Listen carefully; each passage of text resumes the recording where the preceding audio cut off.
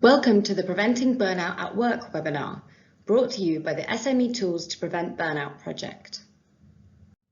The Burnout project is funded by the Erasmus Plus programme of the European Union.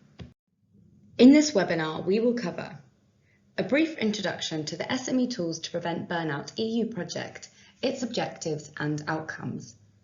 We will look at what burnout is, the prevalence of the issue, and the causes of burnout at work in Europe. We will present the business case for preventing burnout. Finally, we will give a sample of some of the tools that we have developed to help prevent burnout. Here is a photo of the project partners at a kick-off meeting in Poznan, Poland. The project partners are from Belgium, Italy, Poland, Portugal, and the UK. So what is the project for? The project aims to provide people with tools to help them prevent burnout at work, whether that be for themselves as employees or for others such as their team as managers.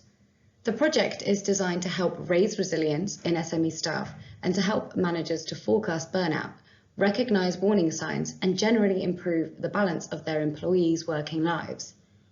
Ultimately, by tackling burnout, we will be able to improve working conditions, increase general satisfaction with life, decrease the number of people suffering from stress and burnout related conditions at work, and reduce absenteeism caused by stress. As part of the project, we have developed an e-learning platform which contains a self-assessment questionnaire for you to use to assess your levels of stress. After taking the questionnaire, you will be able to access a multitude of webinars, videos, and online modules with interactive and reflective exercises. These exercises are designed to help you evaluate your relationship with stress and to work out ways to tackle it that fit with your personality and working style. You can access the platform through the project website shown here by clicking on the e-learning tab. According to the World Health Organization, burnout is a state of emotional, mental, and physical exhaustion caused by excessive and prolonged stress. How can we know if stress is prolonged? Stress is prolonged if it is experienced over a long period of time with no opportunity to return to a normal and calm state. This increased stress level therefore becomes the new normal. Burnout has significant negative impacts. It reduces the productivity of employees and saps their energy and motivation. This leaves individuals feeling helpless, hopeless, cynical, and resentful. Burnout occurs when you feel overwhelmed, emotionally drained, and unable to meet constant demands. Work-related stress is experienced when the demands of the work environment exceed the worker's ability to cope with or control them. Information from the Labour Force Survey, conducted by the HSE, shows that 44% of stress, depression and anxiety at work in the UK is caused by workload, and a further 14% is caused by lack of support. When individuals are overstretched and unable to cope with their workload, they experience high levels of stress. Workload is difficult to manage and is often something that employees do not have that much control over, which presents a significant challenge when it is a lead causer of stress at work. However, this emphasises the importance of developing better coping mechanisms for the ways in which we manage stress at work, so that even if we cannot reduce our workload, we can integrate techniques to help us cope with stress into our daily lives and prevent the mental and/or physical effects of burnout from taking shape. If you imagine someone who experiences high levels of work-related stress, what kind of person do you picture? Potentially someone corporate, working in a formal, busy business environment. It may surprise you that the industries most affected by stress in the UK are education, health, and public administration and defence, according to the Labour Force Survey. This information demonstrates that burnout is an issue affecting all industries, not just those in the private sector, and further supports the need for us to develop substantial and sustainable solutions for coping with stress that can be applied to individuals working in all types of working environments. This graph presents the average working hours across several European countries. So what do we know about long working hours?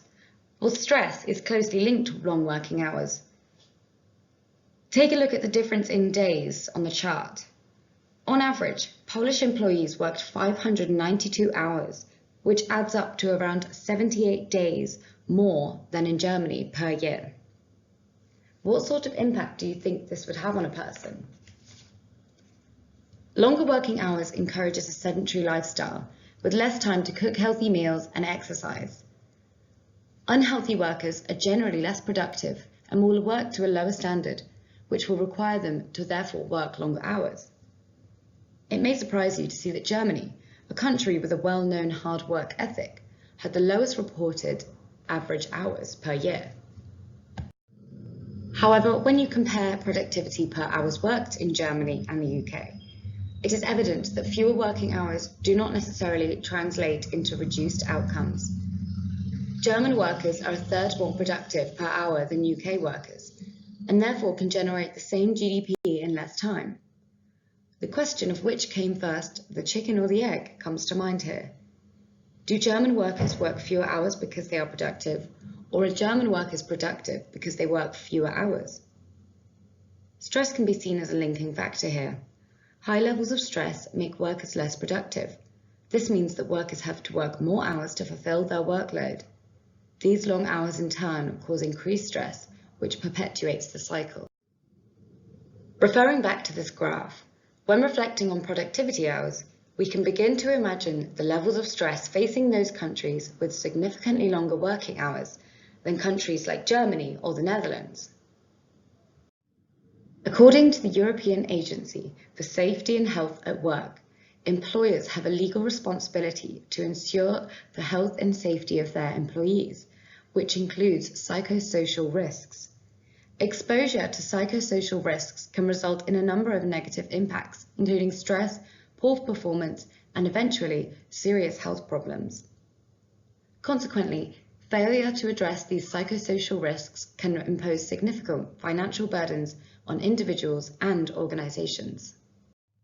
Businesses with employees suffering from work-related stress may face a number of negative economic and social impacts, such as reduced productivity from employees suffering from work-related stress. Stressed employees will need to take off sick days, which results in high levels of absenteeism. Organizations with high stress levels often also face high levels of employee turnover, as staying in these roles long-term is unsustainable.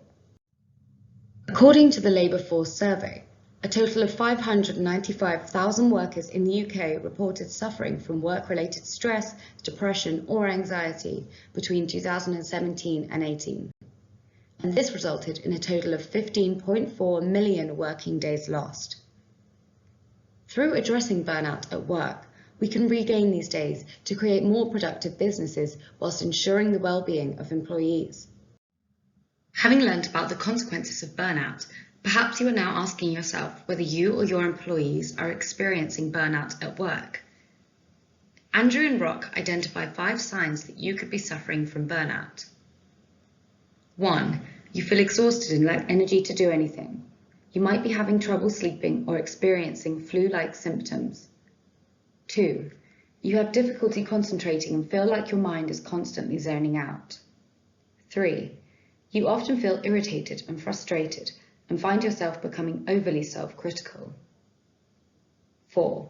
You find that supermarkets and other ordinary places have become overwhelming. Maybe the lights are too bright and there is too much noise. 5. You have become detached from the things that you used to love. If you can relate to any of these, there is a chance that you could be experiencing burnout. If you think you may be experiencing burnout, please speak to your doctor. Here we will present a useful tool for tackling burnout, called the Circle of Influence. As an employee, you face new challenges which may cause you to stress every day. Meeting deadlines, dealing with difficult colleagues, presenting your work, making a good impression, balancing your work and home life, and so on. It is important to think about which of these tasks lie within your circle of concern and your circle of control. Your circle of control relates to issues that you can impact and have an influence over. For example, the books you choose to read. Your circle of concern relates to issues that are outside of your control and that you cannot influence. For example, the weather. Reactive people have a large circle of concern and a small circle of control. They waste a lot of time and energy reacting to issues that they have no control over.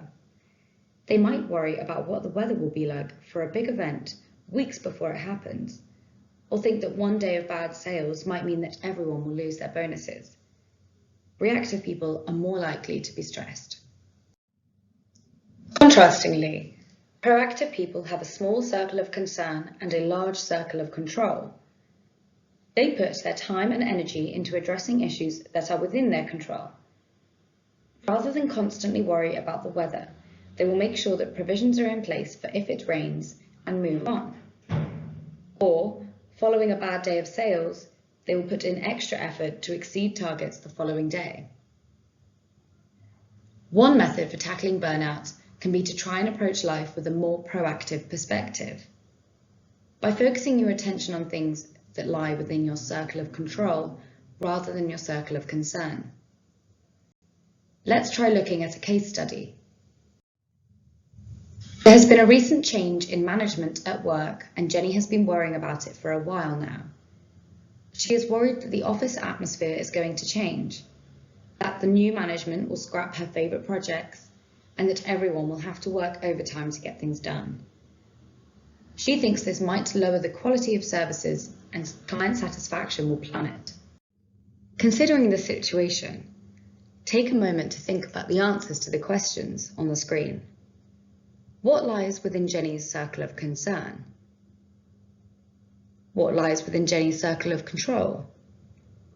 How could Jenny become more proactive and less reactive?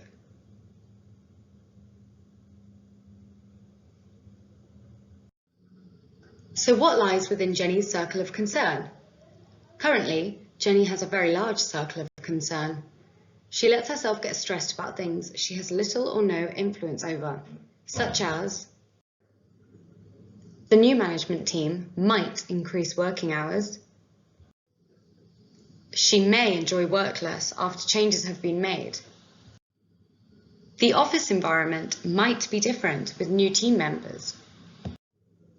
She could lose some of her favourite projects if the new management team decides to drop them. Jenny is also worried that the clients may be affected by these changes. So what does lie within Jenny's circle of control? Jenny spends most of her time worrying about things that she cannot directly influence, which means that her circle of control is small and she is likely to be stressed. However, she can control her current responsibilities in her role.